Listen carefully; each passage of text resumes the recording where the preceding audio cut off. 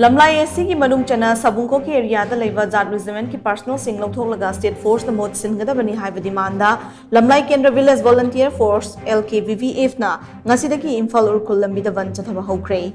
Bandh asina maram oiraka maike dongi mahusagi punsida chauna kaiba piri lambi asida gari chatok chashin tobagi chang aduki matik hanthari kaithel amadi dukana chingma mata hangnakhide Imphal Ukhrul Lambi da nupi yauna miyoi kya thoroktuna lambi thingmagi khongjang akan mamongda chathari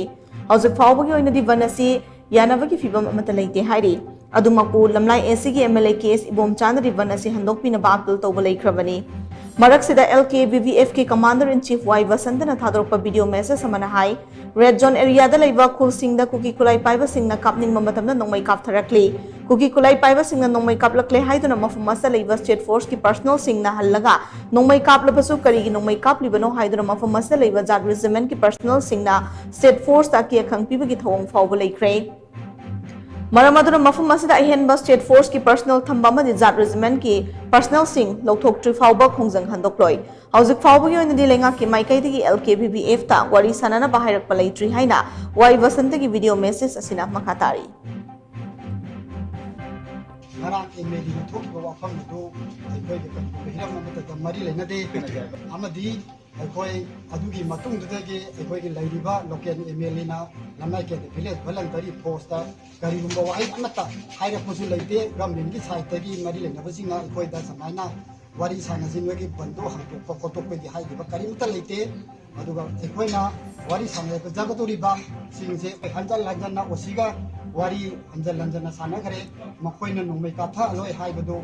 hanjal lanjan na nongmai kathara ba matungda aikoi osigi thakadi wari sanaja roi aikoi gi lairiba local MLA gi saita amadi Manipur gi lairiba o government gi ate home department gi officer jing achoba SP gi thak phogi mani da leiba kinga koi wari sanaja gani hairiba jaga da leiba police station gi osigadi aikoi masi sugum wari ja amana sanaja roi aduga ki jinga nongmai kathara ba matamda state force na kul ando matamda aikoi gi ja isibena kumdara ga kari maramgi khut halibano haiduna state force ta bawda ja isibena pugi tawi aduna hairiba wakon masida aikoi masi praja miyamna khangnana ba aikoi miyamda haijari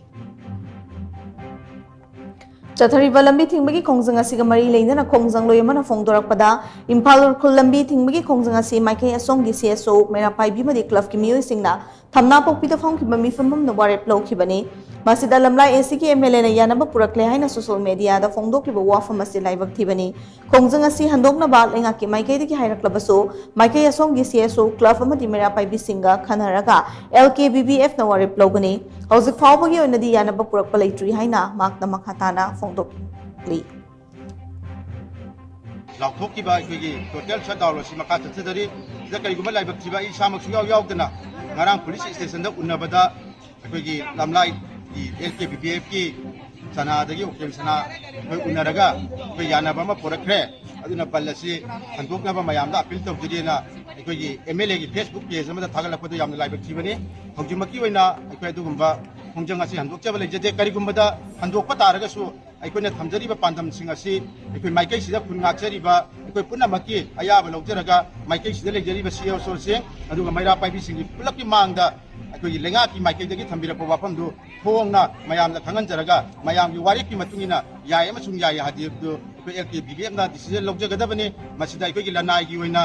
police का नत्र MLA गा गरिगुमा मखल अमतगिदा वारि सानरगा यानबा पुरखिबा लेइतेना मयामदा clarity